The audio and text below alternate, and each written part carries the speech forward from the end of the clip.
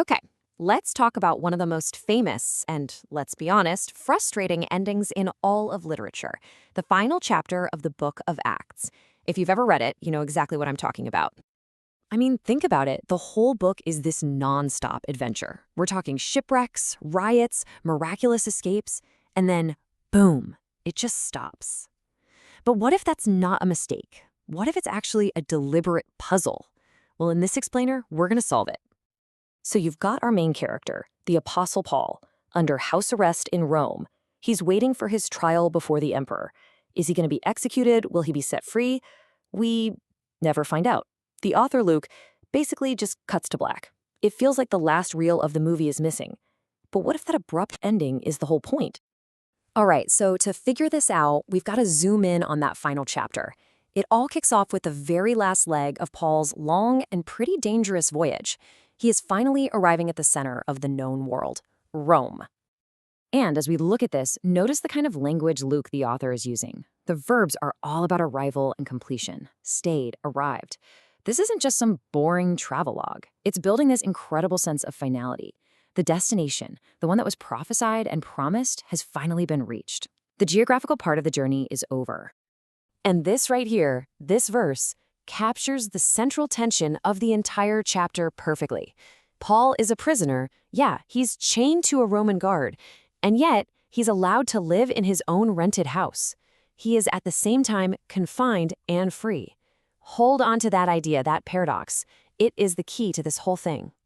So Paul gets to Rome, and he does not waste a single second. His first order of business, he calls a meeting with the leaders of the local Jewish community. This is a seriously high-stakes meeting, right? He's got to explain why a fellow Jew has just shown up in their city as a Roman prisoner. So he lays out his case, and it's just this perfect, logical argument. Look at this flow. First up, he asserts his complete innocence when it comes to Jewish law.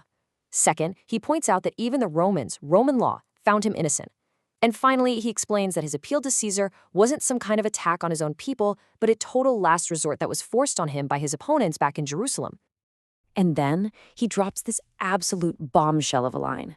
He holds up his chain, the very symbol of his shame, his confinement, and he totally reframes it.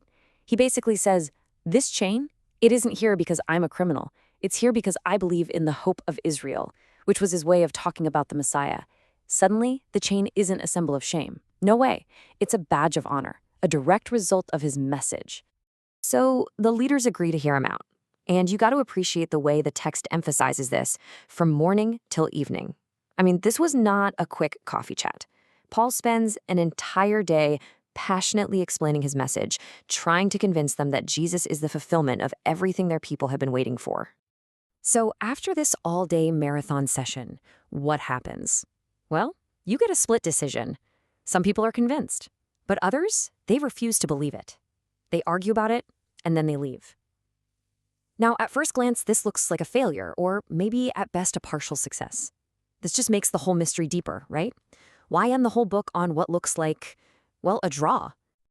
Okay, but this is the moment. This is where the key turns in the lock.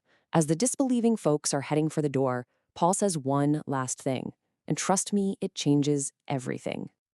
You might expect him to be frustrated, right? Maybe a little disappointed? Nope. Instead, he quotes this gut punch of a prophecy from the book of Isaiah. What he's saying is that their inability to believe wasn't a surprise. In fact, it was predicted centuries ago. And that is the big reveal. You see, this moment of rejection, it wasn't a failure at all. It was the theological climax of the entire book of Acts. It's not a narrative problem, it's a prophetic fulfillment. This rejection was the final, necessary signal that a huge shift was about to be announced. And that sets the stage for this massive declaration. This is the pivot point. Because of this official rejection by the leaders in Rome, the very heart of the empire, Paul announces that the message of salvation will now go explicitly and intentionally to the non-Jewish world, the Gentiles. And he adds that final confident note. And they will listen. It's a promise. Okay, so with all that in mind, let's circle back to those final 2 verses of the book. Because suddenly, they don't seem so abrupt anymore. They feel like a powerful, intentional, and perfect conclusion. And check out how this lays out that paradox we talked about earlier. It's so powerful. The man, Paul, is physically in chains. He's confined to one house. His personal fate, totally uncertain. But the message he carries, it's the exact opposite. The message is unchained. It's spreading. It's already victorious. The focus of the story has shifted from the messenger to the message itself. But to really get the full impact, we have to look at the last two words of the entire book in the original Greek. The first one is parousia. Now, this isn't just about speaking. It's about speaking with this bold confidence, with courage, especially when you're facing down opposition. It's a kind of God-given fearlessness. And this second word, and this is literally the final word of the entire book of Acts, is akolitos. And it's just this amazing word. It means unhindered, without any obstacles, freely, unstoppably.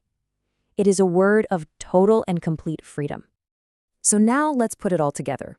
The book ends by describing Paul proclaiming his message with all boldness, that's parousia, and without hindrance, that's akolitos. But notice what those two powerful words are describing. They aren't describing Paul, the man. They are describing his message. You see? Luke didn't just run out of papyrus. He stopped there because he had made his ultimate point. The book was never really about Paul's personal fate in the end. It was about the journey of the gospel. And by the time we get to the end, that gospel has reached the heart of the empire and is being proclaimed boldly and without any hindrance. Mission accomplished. That changes everything, doesn't it? It completely reframes how we see that ending. It's not a cliffhanger about one man's trial at all. It's a final verdict on the message he carried. So let's just ponder one last thought here.